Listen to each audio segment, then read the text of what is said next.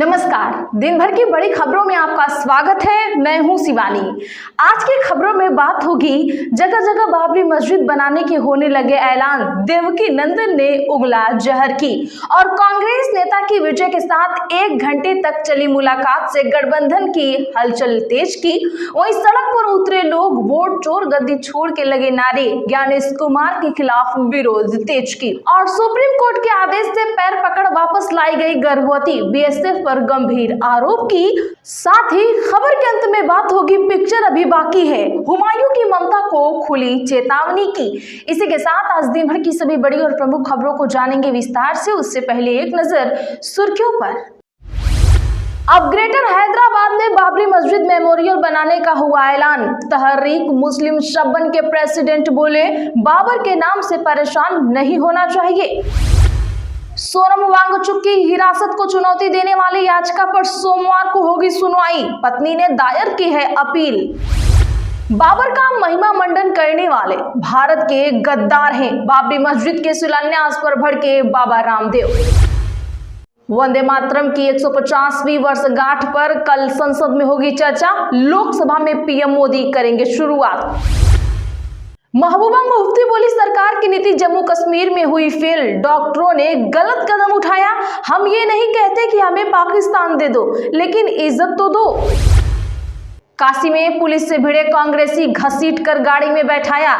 SIR के खिलाफ प्रदर्शन कर रहे थे। महानगर कांग्रेस अध्यक्ष हुए हाउस अरेस्ट। बाबरी मस्जिद की नींव रख हुमायूं की ममता को चेतावनी, पिक्चर अभी बाकी है। पूर्व सीएसआई बोले, आरक्षण का मतलब पीछे छूटों को बराबरी देना, नए लोगों के लिए रास्ता बंद करना नहीं। क्रीमी लेयर पर अपने समुदाय की आलोचना झेली। देवकी नंदन महाराज बोले, गोली मारो गद्दारों को। बाबर की विचारधारा वाले सभी देशद्रोही, मथुरा में शौर्य यात्रा निकाली। तमिलनाडु में कांग्रेस नेता की विजय के साथ 1 घंटे तक चली मुलाकात से सियासी हलचल हुई तेज। इंडिगो संकट, छठे दिन 650 फ्लाइट कैंसिल, रात 8 बजे तक पैसा रिफंड करने के निर्देश। सरकार ने पूछा, बताएं आप एक्शन क्यों नहीं ले रहे। भारत लौटी सोनाली बोली, बांग्लादेश में 2 महीने भूखे प्यासे भटके, बीएसएफ ने आंख पर पट्टी बांध कर भेजा। बोले, पीछे मुड़े तो गोली मार देंगे। पार्टी लाइन से हटकर वोट देने की आजादी चाहते हैं मनीष तिवारी, संसद में विधेयक हुआ पेश। बीजेपी के एमएलए बोले, अधिकारी चाइनीज सामान लगवा देंगे। विधायकों के वीसी रूम पर फंड पर हुआ विवाद, कहा हमें मिले फंड, हम खुद लगवाएंगे अच्छा सामान। भारत में रहना शेख हसीना का निजी फैसला, बांग्लादेश की पूर्व सीएम के प्रत्यर्पण पर जयशंकर का आया बयान। मोदी बोले, भारत दुनिया की सबसे तेजी से बढ़ती अर्थव्यवस्था, धीमी अर्थव्यवस्था को हिंदू रेट ऑफ ग्रोथ कहने वाले अब खामोश हैं।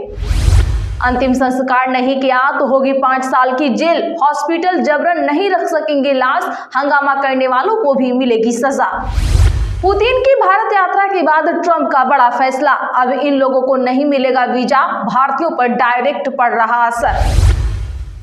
रूस को खतरा नहीं कहेगा अमेरिका, नेशनल सिक्योरिटी स्ट्रेटजी में हुआ बदलाव। ट्रंप बोले, यूरोप का वजूद खत्म हो रहा। चलिए जानते हैं बड़ी और प्रमुख खबरों को विस्तार से। उससे पहले वीडियो को लाइक करें, साथ ही आपसे रिक्वेस्ट, खबरों को आखिर तक जरूर देखें। देवकी नंदन महाराज का बड़ा बयान, कहा गोली मारो गद्दारों को, बाबर की विचारधारा वाले सभी देशद्रोही। दरअसल दर्शकों बता दें कि आज मथुरा में विश्व हिंदू परिषद की शौर्य यात्रा में कथावाचक देवकी नंदन महाराज ने कहा, अयोध्या हुई हमारी, अब मथुरा की बारी। हम अब्दुल कलाम और रसखान की विचारधारा के साथ हैं, उनका सम्मान करते हैं, लेकिन जो बाबर की विचारधारा से विचार मिलाएगा वो देशद्रोही है। इनको वहां भेज देना चाहिए जहां से बाबर आया था या जहां अभी वो है। ऐसे गद्दारों को गोली मार देना चाहिए। उन्होंने आगे कहा, ऐसे लोगों को देश में रहने की इजाजत नहीं है। मैं इतना ही कहूंगा कि बाबर देश का सबसे बड़ा शत्रु था, ये सब जानते हैं। बाबर ने सिर्फ देश पर आक्रमण नहीं किया था, बल्कि देश की आत्मा पर आक्रमण किया था। अब बताइए, हमारे मंदिर तोड़ दिए जाएं और हमसे भाईचारे की आशा की जाए। मैंने कई बार कहा, तुम 3 जगह हमें दे दो अगर भाईचारा निभाना चाहते हो तो। तमिलनाडु में कांग्रेस नेता की विजय के साथ हुई 1 घंटे तक मुलाकात, सियासी हलचल हुई तेज। बता दें कि चेन्नई कांग्रेस ने बार बार दोहराया है कि वह 2026 के विधानसभा चुनाव में डीएमके के साथ अपना गठबंधन जारी रखेगी, लेकिन कांग्रेस नेता प्रवीण चक्रवर्ती और एक्टर विजय की मुलाकात ने राजनीतिक गलियारों में नई अटकलें शुरू कर दी हैं। यह मुलाकात टीएनसीसी प्रभारी गिरीश चोडनकर के नेतृत्व में कांग्रेस चुनाव पैनल के एक प्रतिनिधिमंडल द्वारा बुधवार को मुख्यमंत्री एमके स्टालिन के साथ हुई शुरुआती गठबंधन चर्चा के ठीक 48 घंटे बाद हुई। एक वरिष्ठ नेता ने कहा, यह मुलाकात नेतृत्व की वैकल्पिक राजनीतिक रास्ता तलाशने में दिलचस्पी दिखाती है, खासकर पार्टी को सौदेबाजी की शक्ति, सीटों को हिस्सेदारी और कैबिनेट में जगह बढ़ाने के मामले में। ये ऐसी बातें हैं जिनका आश्वासन विजय पहले ही अपने संभावित सहयोगियों को सार्वजनिक रूप से दे चुके हैं। बाबरी मस्जिद की नींव रख हुमायूं की ममता को चेतावनी, कहा पिक्चर अभी बाकी है, आगे देखो और क्या होता है। जी हां, बता दें कि पश्चिम बंगाल के मुर्शिदाबाद जिले में बाबरी मस्जिद की नींव रखकर चर्चा में आए तृणमूल कांग्रेस के निलंबित विधायक हुमायूं कबीर ने ममता बनर्जी को सीधी चेतावनी दे डाली है। उन्होंने फिल्मी अंदाज में बनर्जी को चेतावनी देते हुए कहा, पिक्चर अभी बाकी है, टीएमसी का मुस्लिम वोट बैंक कब खत्म हो जाएगा। एडीटीवी से बात करते हुए हुमायूं ने नई पार्टी बनाने का भी ऐलान किया। उन्होंने कहा कि 22 दिसंबर को वह अपनी पार्टी बनाएंगे और एआईएमआईएम के साथ गठबंधन की कोशिश करेंगे। आपको बता दें कि पश्चिम बंगाल में अगले साल विधानसभा चुनाव होने वाले हैं। ऐसे में हुमायूं ने बंगाल की 294 सीटों में से 135 सीटों पर उम्मीदवार उतारने का साफ ऐलान कर दिया है। उनकी नजर राज्य की मुस्लिम बहुल सीटों पर है। उन्होंने आगे कहा, मैं एक नई पार्टी बनाऊंगा जो मुसलमानों के लिए काम करेगी, 135 सीटों पर उम्मीदवार उतारूंगा, बंगाल के चुनाव में गेम चेंजर बनूंगा, एआईएमआईएम के साथ संपर्क में हूं और मिलकर ही चुनाव लड़ेंगे। ओवैसी से भी बात हो गई है। काशी में मुस्लिम से भिड़े कांग्रेसी घसीट कर गाड़ी में बैठाया, एसआईआर के खिलाफ कर रहे थे प्रदर्शन। वाराणसी में आज एसआईआर के विरोध में यूथ कांग्रेस ने जमकर प्रदर्शन किया। सर्किट हाउस को सैकड़ों कार्यकर्ताओं ने घेरा, पुलिस ने उन्हें रोका तो झड़प हो गई। मामला बढ़ा तो पुलिस ने कांग्रेसियों को हिरासत में लेकर गाड़ी में बिठाया।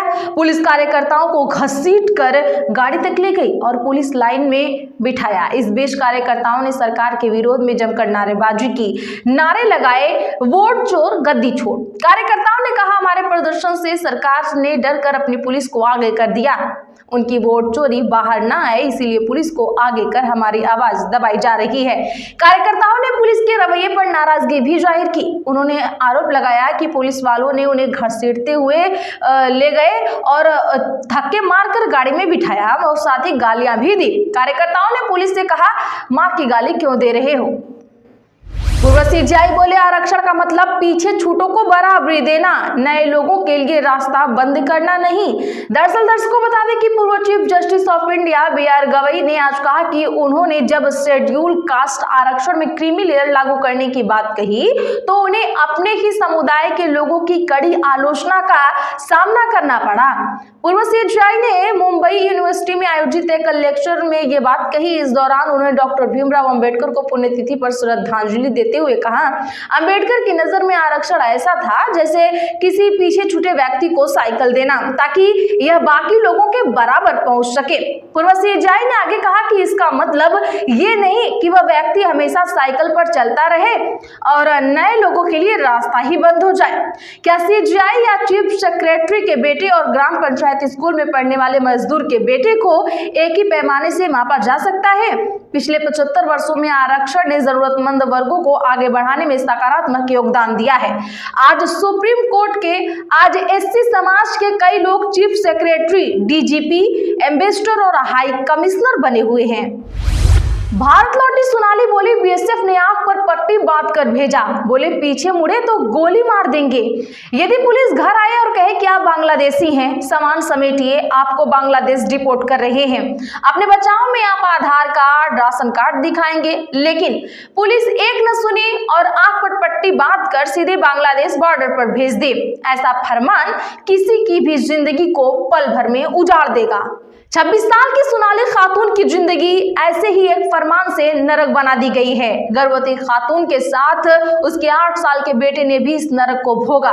शुक्र है कि 3 दिसंबर को सुप्रीम कोर्ट ने मानवीय आधार पर सोनाली को भारत लाने का आदेश दिया। सोनाली अब पश्चिम बंगाल में है, कुपोषण का इलाज करा रही हैं। इनकी लड़ाई लड़ रहे पश्चिम बंगाल माइग्रेट बोर्ड के अध्यक्ष समीरुल इस्लाम और सुप्रीम कोर्ट में वकील संजय हेगड़े ने एक न्यूज चैनल को ये पूरी कहानी बताई है। अब ग्रेटर हैदराबाद में बाबरी मस्जिद मेमोरियल बनाने का ऐलान। तहरीके मुस्लिम सब्बन के प्रेसिडेंट बोले, बाबर के नाम से परेशान नहीं होना चाहिए। दरअसल बता दें कि तहरीक मुस्लिम सब्बन ने ग्रेटर हैदराबाद में बाबरी मस्जिद मेमोरियल और वेलफेयर इंस्टीट्यूशन बनाने का प्लान ऐलान किया है। ये फैसला मस्जिद गिराए जाने की 33वीं बरसी के बाद लिया गया है। संस्था के प्रेसिडेंट मुश्ताक मलिक ने कहा कि हम जल्द ही ऐलान करेंगे कि यह कैसे और कितने समय में बनाया जाएगा। मालिक ने कहा कि बाबर के नाम से किसी को परेशान होना नहीं चाहिए। उन्होंने दावा किया कि यह मुद्दा पॉलिटिकल प्रोपेगेंडा है। इससे पहले तृणमूल कांग्रेस के सस्पेंड एमएलए हुमायूं कबीर ने मुर्शिदाबाद में बाबरी मस्जिद के निर्माण की नींव रखी है, जैसा कि हमने आपको पहले खबर में बताया। कबीर ने दावा किया कि वह कुछ भी गैर कानूनी काम नहीं कर रहे हैं। तो आज के लिए बस इतना ही। ऐसी ही खबरों के लिए चैनल सब्सक्राइब जरूर कर लें, बगल में घंटी के निशान को दबाना ना भूलें।